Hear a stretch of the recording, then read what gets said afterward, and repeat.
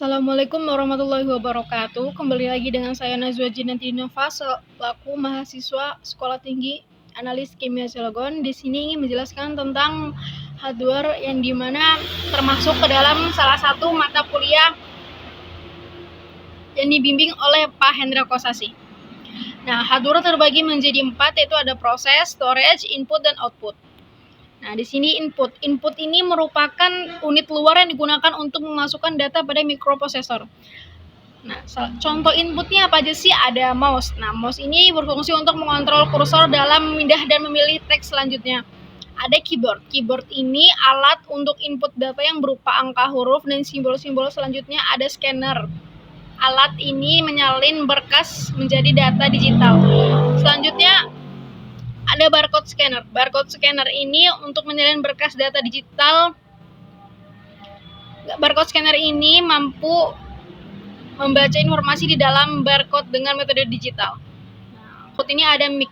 Mic ini salah satunya alat perekam suara penyiaran radio atau untuk memperbesar suara. Selanjutnya ada kamera. Kamera di sini untuk membuat gambar yang kita inginkan. Misalnya kita ingin memfoto. Nah, itu bisa gitu. Oke. Lalu habis ada kamera, ada fingerprint. Fingerprint ini alat untuk absen yang dimana dengan sidik jari manusia akan terbaca seluruh data.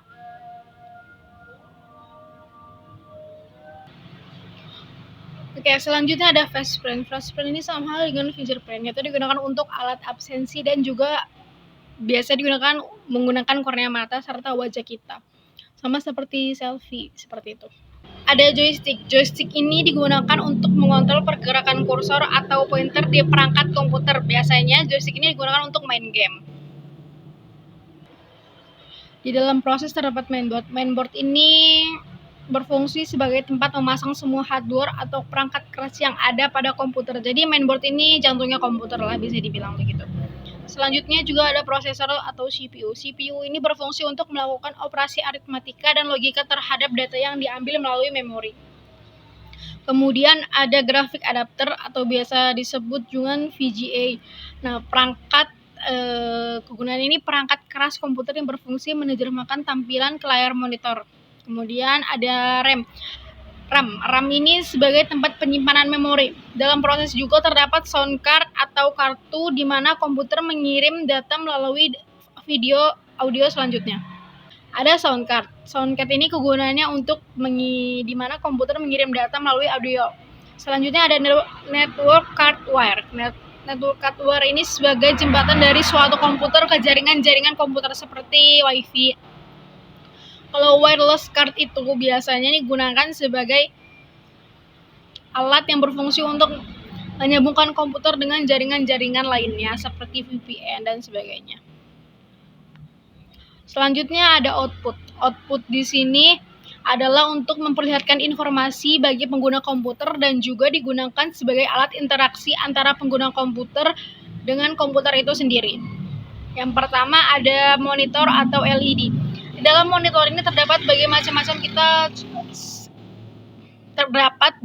macam. Kita ambil contoh LED. Monitor ini adalah menampilkan data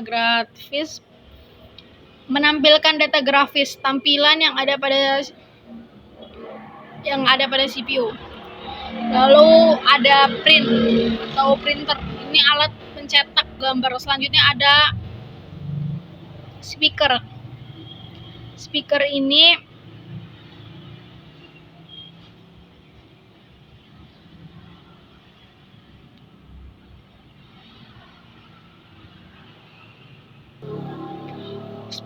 digunakan untuk alat mendengarkan suara musik dan lain-lainnya pada komputer.